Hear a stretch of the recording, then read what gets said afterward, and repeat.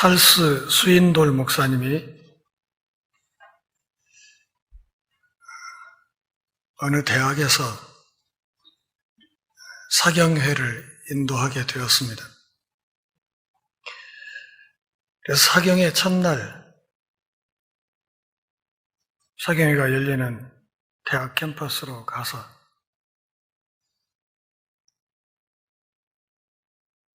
강의실이 있는 건물을 향해서 걸어가고 있는데 건물 앞에서 어떤 분이 찰스 스윈돌 목사님을 만나서 허리를 90도로 굽혀서 인사를 하면서 제가 목사님의 설교를 꼭 듣고 싶었노라. 목사님의 설교를 직접 한번 꼭 듣고 싶은 소망이 있었노라. 이렇게 인사를 했습니다.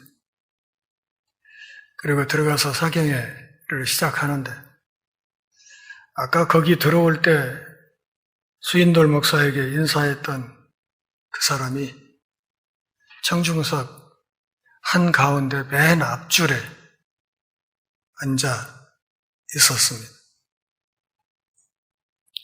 희한한 것은 사경회가 시작되고 스윈돌 목사가 성경을 다루어 나가는데 맨 앞줄에 앉아있는 그분이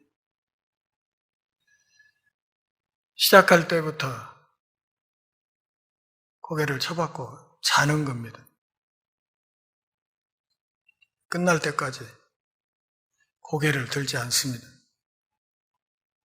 둘째 날도 셋째 날도 같은 자리에서 앉아서 계속 그렇게 잠을 잡니다. 강사가 생각할 때 내 설교를 직접 꼭 들어보고 싶다고 했던 말이 도대체 무엇인가? 그렇게 이야기를 해놓고 맨 앞줄에 앉아서 저렇게 조는 것도 아니고 아예 고개를 쳐박고 잠을 푹 자면서 이 강의에 초를 치는 저게 도대체 무슨 짓인가 하는 생각에 좀 이상한 생각이 들었지만 마지막 날까지 그럭저럭 사경회를 끝냈습니다. 맨 마지막 강의가 끝난 그리고 아침 뒤에 그 자리를 빠져나오는데 어떤 여인이 다가왔습니다. 그러면서 스윈돌 목사님에게 개인적으로 공손히 인사를 하더니 맨 앞자리에서 졸고 있던 그 사람이 제 남편입니다. 그런데 그는 말기암 4기 환자로 항암 치료를 받고 있는 중인데 그 항암제 부작용으로 저렇게 계속 잠을 잡니다. 그걸 이겨내지를 못합니다. 평생의 소원이 목사님의 설교를 직접 한번 들어보고 싶다는 것이었는데 정작 목사님 앞에서 4일간 계속 잠만 잤습니다. 사정이 그래서 그리 된 것이니 아내로서 제가 대신 목사님께 정중히 사과드립니다. 아내의 그 말을 듣고 스윈돌 목사님은 강의 도중에 많이 섭섭했던 마음이 오히려 한없는 감사의 마음으로 변화되는 것을 느꼈습니다. 어떤 상황에 대해서 또 어떤 사람에 대해서 우리가 판단하고 평가하는 것이 참으로 어려운 일이라는 것을 이 이야기에서 확인할 수 있습니다. 그래서 서양 속담에는 책 표지로 책을 판단하지 말라는 이야기도 있습니다. 정혜신 박사는 당신이 옳다라는 책에서 충조평판을 하지 말라 하는 이야기를 계속해서 합니다. 충조평판이라는 말은 충고, 조언, 평가, 판단 이런 이야기를 함부로 하지 말라 그런 뜻입니다. 그것을 줄여서 충조평판이라고 했습니다. 정혜신 박사의 이 말이 오늘 우리가 다루는 성경 말씀과 완전히 부합되는 것은 아니지만 어느 측면에서는 상당히 근접한 조언이기도 합니다. 요즘 우리 사회에 내로남불이라는 신조어가 많이 돌아다닙니다. 똑같은 사안에 대해서도 내가 하면 로맨스고 남이 하면 불륜으로 보는 이런 이중잣대에 대해서 비꼬는 표현입니다. 오늘 우리에게 주어진 마태복음 7장 1절부터 6절까지 말씀은 비판하지 말라는 예수님의 가르침을 다루고 있습니다. 본문 바로 앞에 있는 6장 25절부터 34절까지 말씀에서 예수님은 자신의 일에 대한 부정적인 태도, 곧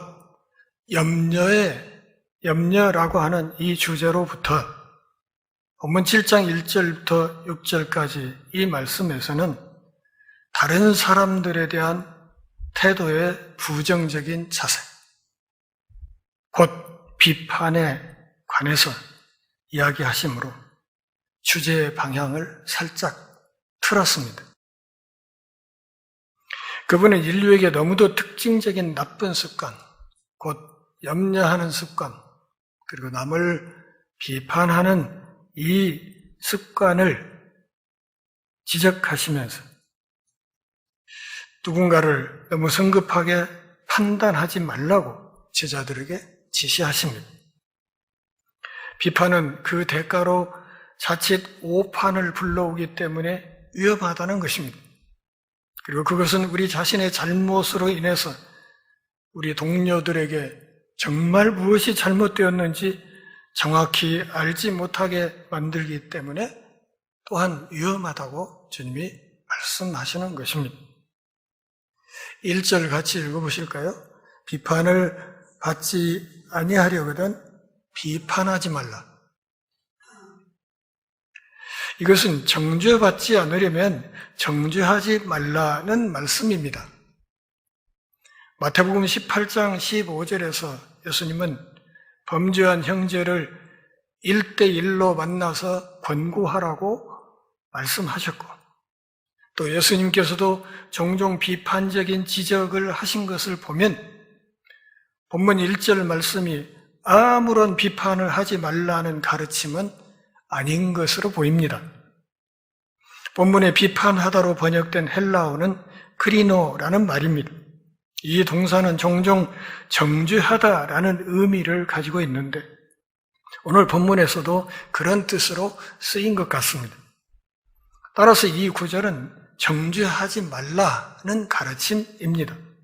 남을 정죄하면, 즉 용서하지 않으면 하나님께 정죄받게 될 것임을 본문의 신적 수동태가 드러내고 있습니다. 이렇게 읽으면 1절은 남을 용서하지 않으면 하나님께 용서받지 못한다는 마태복음 6장 15절의 가르침과 일치하는 것입니다.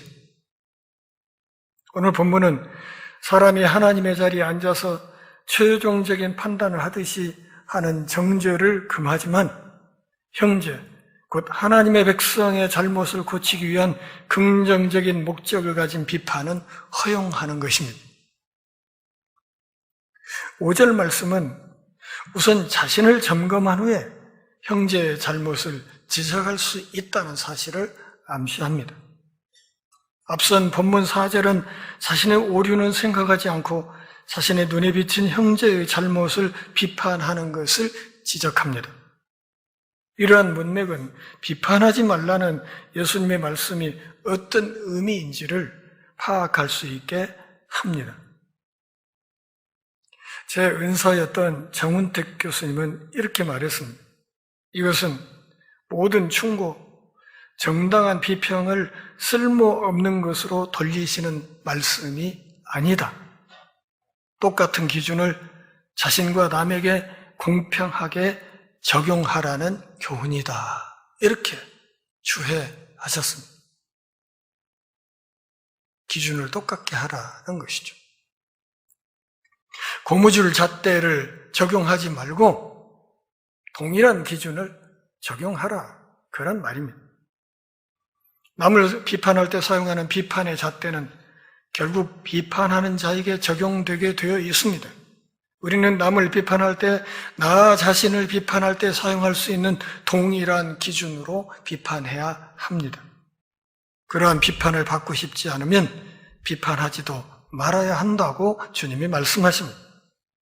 내가 원하지 않는 것을 남에게 행하지 말아야 한다는 것입니다. 다음 주에 다루겠지만 이것이 바로 기독교의 황금률입니다.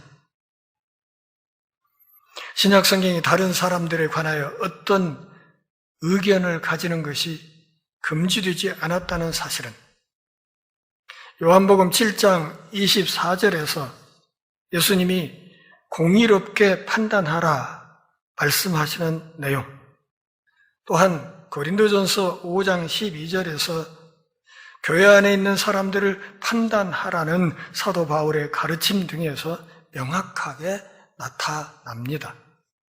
2절을 같이 보실까요?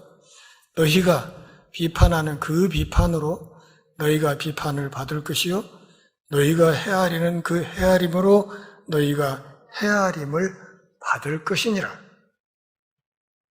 요약하면 동일한 기준이 나에게도 적용된다. 그런 말이에요. 남에게 적용되는 판단의 기준으로 나도 판단받게 됩니다. 나에게 적용하는 판단의 기준과 남에게 적용하는 판단의 기준이 다른 경우에 결국 남에게 적용한 기준으로 나도 판단받게 될 것입니다.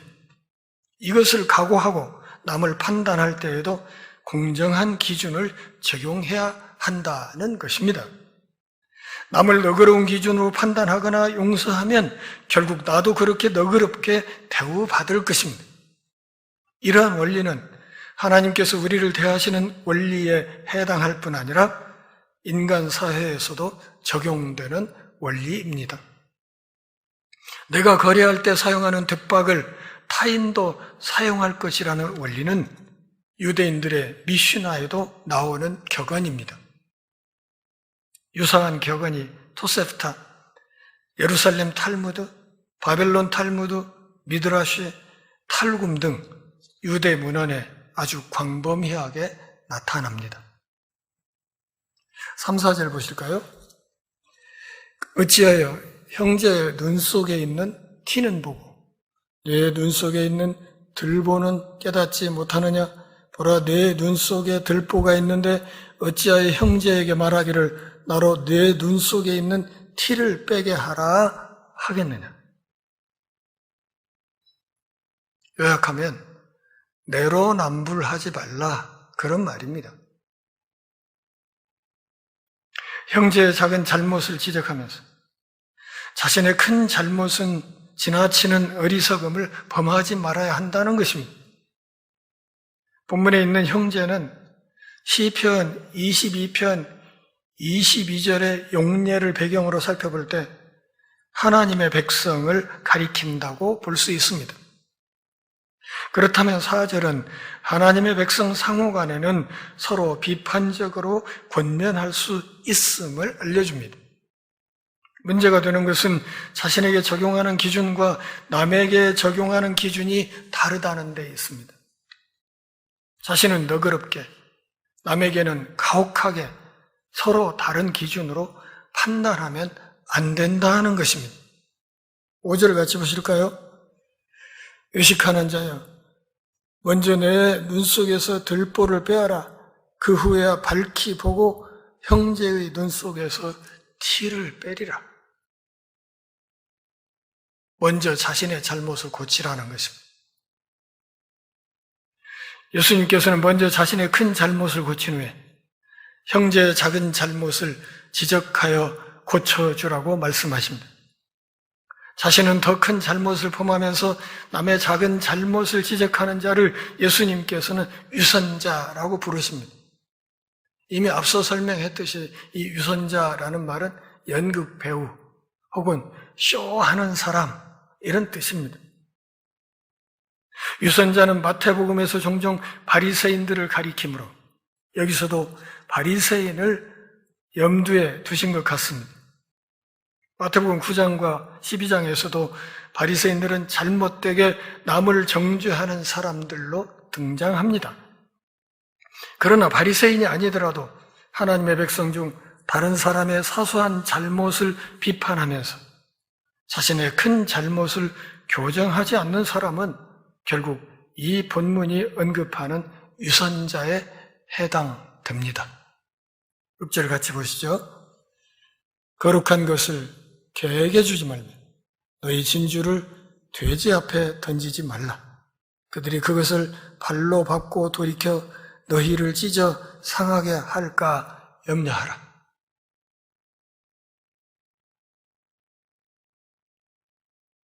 거룩한 것을 개에게 주지 말라.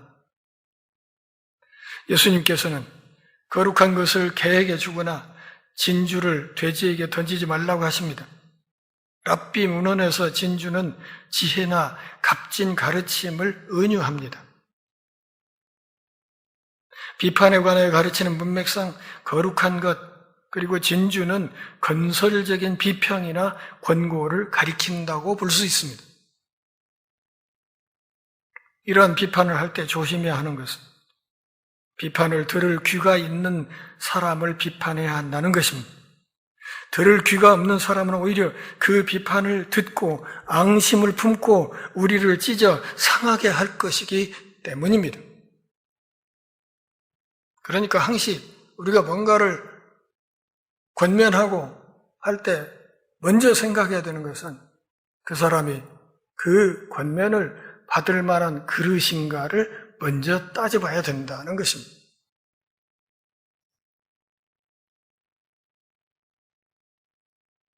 유사하게 잠언 23장 9절에서도 미련한 자에게 말하지 말라고 하는데 그 이유는 그가 지혜로운 말을 무시할 것이기 때문이라고 합니다.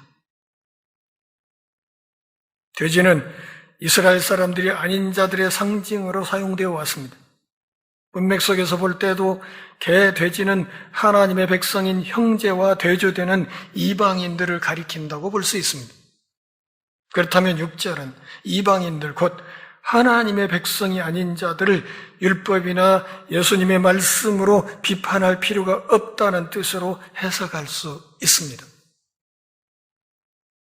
개가 배교자, 악한 자 혹은 박해자를 가리킨다고 볼 수도 있습니다.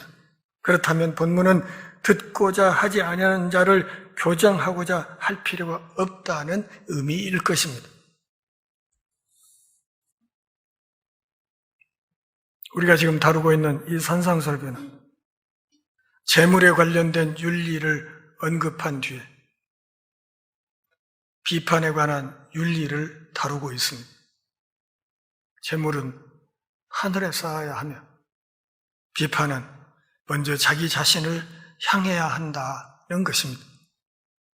자신의 큰 잘못에 대해서는 너그럽고 남의 작은 잘못에 대해서는 가혹한 자기 중심성을 벗어나야 합니다.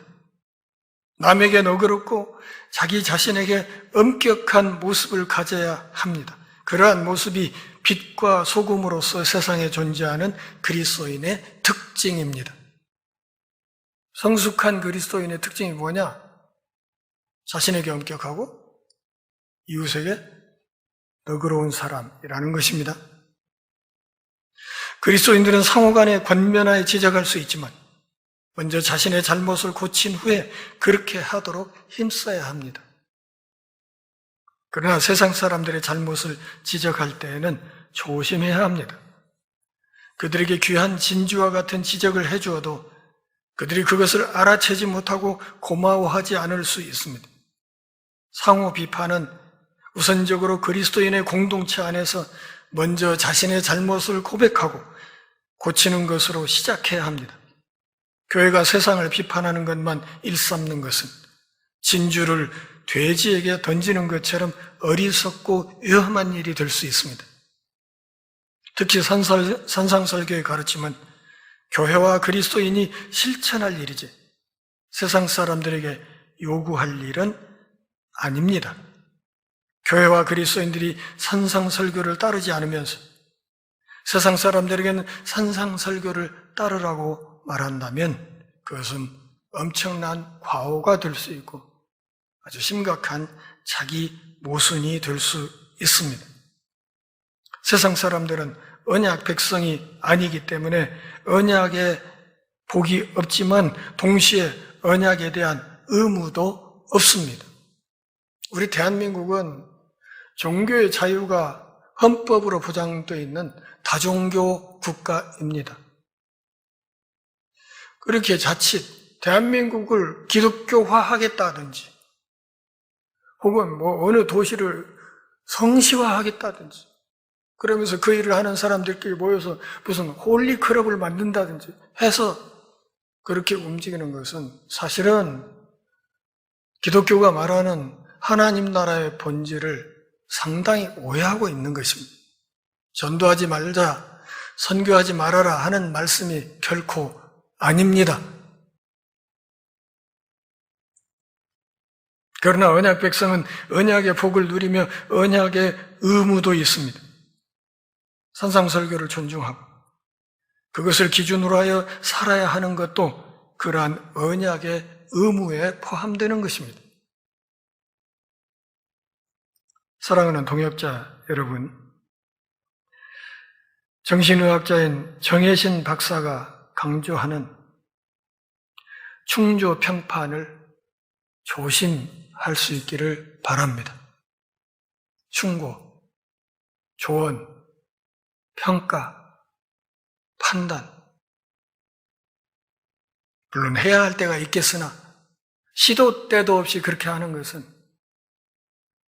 서로의 관계를 심각하게 깨뜨릴 위험이 있다는 사실을 알아야 합니다. 부모 자식 관계에서도 마찬가지고 직장 동료 사이에서도 마찬가지고 선후배 사이에서도 마찬가지입니다. 아울러서 내로남불이라는 고무줄 잣대를 버려야 합니다. 성숙한 그리스도인들은 내 곁에 있는 다른 사람보다도 자신에게 더 엄격한 기준을 들이대는 사람들이라는 사실을 명심하시기 바랍니다. 그렇게 내가 반듯하게 살면서 그렇지 못한 사람들을 그리스도의 사랑으로 바로 잡아주는 삶, 그것이 정말 예수 그리스도를 제대로 만난 성숙한 사람들의 삶의 자세라고 생각합니다. 오늘 이 말씀을 가슴에 새기고 우리 주님의 가르침을 따라서 이웃을 판단하는 일에 너무 함부로 나서거나 혹은 이중잣대로 자신의 위선을 드러내는 그런 어리석은 삶의 모습이 우리 안에 조금이라도 발견되지 않기를 간절히 바랍니다. 기도하겠습니다. 하나님 아버지, 우리가 함께 모여 경배하며 주의 말씀을 들으며 우리 신앙의 옷깃을 새로 여미는 복 주셔서 고맙습니다.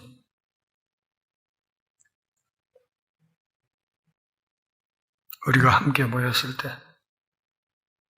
지치지도 않고 끊임없이 즐겁게 이야기할 수 있는 주제가 동역자와 이웃을 헐뜯고 욕보이는 지심을 우리가 잘 알고 있습니다.